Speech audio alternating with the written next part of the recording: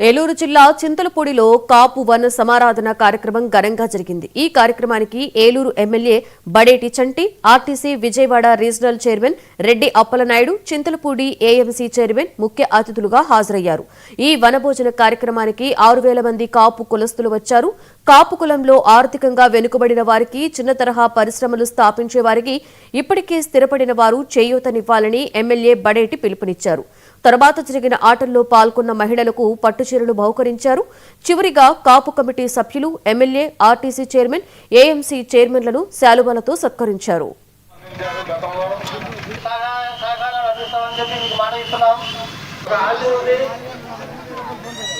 ఉంటే వాళ్ళకి చేదోడు వాదోడుగా 5,000 రూపాయలు చొప్పున కాపు సంఘం ఇవ్వటం జరుగుతుంది. అది నిరంతరం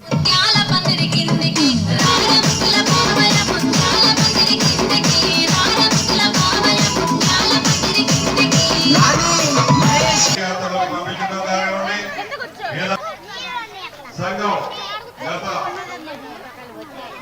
18 సంవత్సరాలు ఉద్యోగాలు చేస్తున్నారు. అలాగే మనం జనసేన పార్టీ నుంచి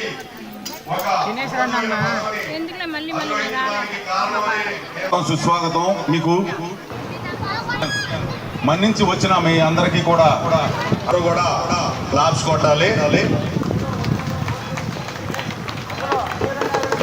ఎందుకంటే ఎన్ని ముఖ్యమైనటువంటి పనులు ఉన్నా కానీ మన కాపు సోదరులు ఎప్పుడు ఏలూరు వచ్చినా సరే, ఎవరు వచ్చినా సరే, పలానా ఊరు నుంచి వచ్చామండి మేము అన్నప్పుడు వారికి ఏ పని ఉన్నా సరే ముందుండి చేసి పంపించడం అనేది జరుగుతూ ఉంటుంది. అలాగే అనేక సంస్థల ద్వారా ఏదైతే చదువుకునే విద్యార్థులకి వాళ్ళందరికీ కూడా ఇదివరకు కూడా చెప్పాం. మేము కూడా ఏదైతే ఫ్లాషీను గారి ద్వారా ఏదైతే పెట్టారో, పేద విద్యార్థులు ఎవరైతే కాపులు చదువుకోలేక ఇబ్బంది పడుతున్నారో వాళ్ళకి ఫండ్ రూపేణా ఫీజు కట్టి ఎవరైతే బాగా చదువుకుంటున్నారో వాళ్ళకి ఉన్నత చదువులకు వెళ్తానికి కూడా ఆ ప్రవేశానికి సంబంధించినవి కూడా మరి ఆ సహకారం అందించడం జరుగుతుంది. అలాగే లోగడ కూడా లింగపాలెంలో పెట్టినప్పుడు ఎవరైతే పరిశ్రమలు స్థాపిస్తున్నారో, చిన్న చిన్న పరిశ్రమలు స్థాపించినప్పటికీ కూడా కాపుల్లో పరిశ్రమ